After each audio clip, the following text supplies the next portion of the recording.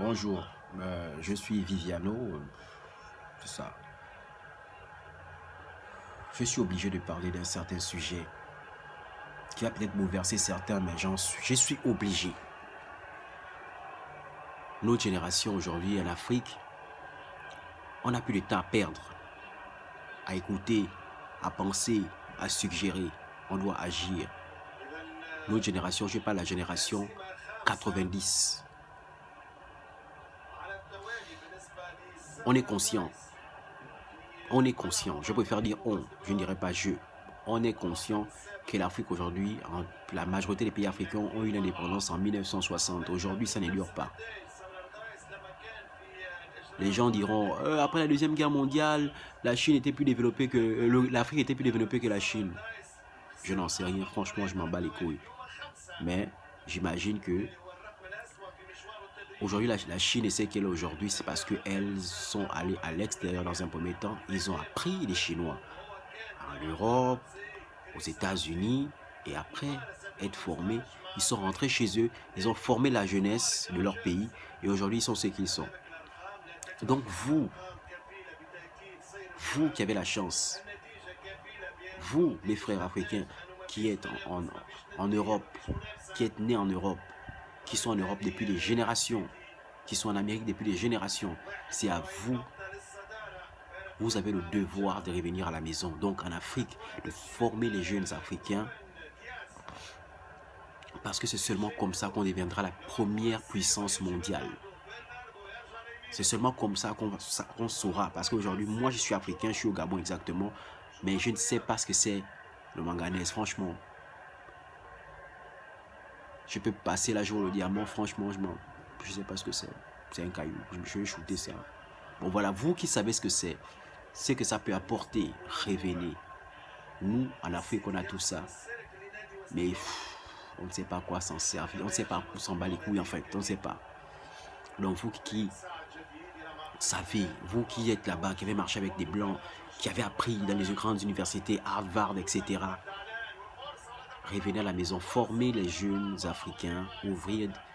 Il faut forcer la mentalité de nos dictateurs présidents, accepter la défaite dans un premier temps. Dans un premier temps, je dis bien dans un premier temps, parce que nous sommes la pointe de l'épée.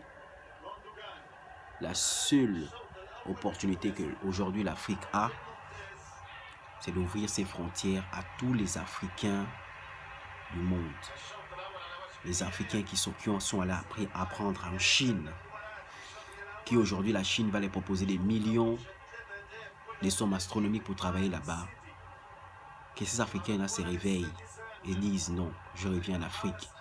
Et que l'Afrique, ensemble, nos présidents puissent trouver des moyens pour accueillir ces gens-là, pour leur donner des moyens de former nos jeunes. Revenez à la maison. Ce serait difficile au début. Ce serait difficile. Rien n'est facile. Vous êtes tous conscients, rien n'est facile. Mais il y a seulement quand se serrant le coude qu'on deviendra la première puissance au monde. 1960, aujourd'hui, ça ne dure pas. Nos parents aujourd'hui, mais nous là, nous sommes la pointe de l'épée.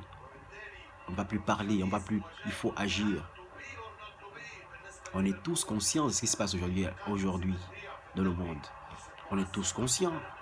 Le peuple noir est marginalisé. Le peuple noir est d'abord marginalisé par lui-même. D'abord, le noir lui-même, il est très xénophobe envers son frère, son compatriote. Frère, ça c'est le chapitre. Moi j'ai dit aux frères sénégalais, aux maliens, aux béninois, etc. que les dirigeants des pays africains acceptent, ouvrent des frontières à tous les Africains qui veulent rentrer en Afrique et leur donnent les opportunités pour former la jeunesse. Lorsqu'ils forment cette jeunesse-là,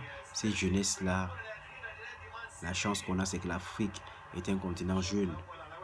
Je vous dis, en moins de 10 ans, beaucoup de choses vont changer. Beaucoup de choses vont changer. Je ne comprends pas ce qui se passe. Je ne comprends pas. C'est tellement logique. Les meilleurs Africains sont où? Les meilleurs Africains qui sont nés en Afrique. Il ne suffit pas d'être génie pour voir qu'on est dans la merde. Les meilleurs Africains qui sont nés en Afrique ont appris un peu. Et lorsqu'ils se rendent compte que merde, je suis dans quoi là, il prend le premier avion et va en Europe. Et l'Europe suce cet Africain-là. Et lorsqu'il revient à la maison, il n'est que l'ombre de lui-même. Pourquoi? Parce que l'Afrique ne veut pas prendre ses responsabilités en face. Nous sommes super intelligents, oui. Nous sommes, oui. Il faut que ça suive. Il faut que ça suive. Ce n'est pas une question de moyens. Il faut que ça suive. Même la plus petite infinité, ça peut servir. Alors l'Afrique, qu'est-ce qu'il y a? Qu'est-ce qu'il y a? Coronavirus aujourd'hui en Afrique. Coronavirus aujourd'hui en Afrique. Ok, c'est une pandémie très grave aujourd'hui. On est tous conscients. Mais cette pandémie est née en Chine. Quand je regarde France 24, je me rends compte que il y a plus de morts en France, aux États-Unis, en Angleterre, en tout cas en Europe. En Afrique, franchement, c'est quelques pays, par exemple l'Afrique du Sud. Parce qu'il y a aussi la neige en Afrique du Sud. Moi, je suis en Afrique centrale. Franchement, le coronavirus, je m'en bats les couilles. Je sais pas que je m'en bats les couilles, franchement, mais il n'y a pas de décès, il n'y a pas de... C'est pas grave, quoi. Aujourd'hui où je vous parle, si je vais aller au bar, je vais boire une bière, je m'appelle m'asseoir au bar, je bois une bière, quoi, dans le corona ou pas. Si vous voulez prendre une décision forte, bloquer les frontières aux pays occidentaux. Air France ne pose plus. Dans certains pays africains, enfin les avions qui viennent vers l'Occident, vers la Chine, vers les États-Unis, non.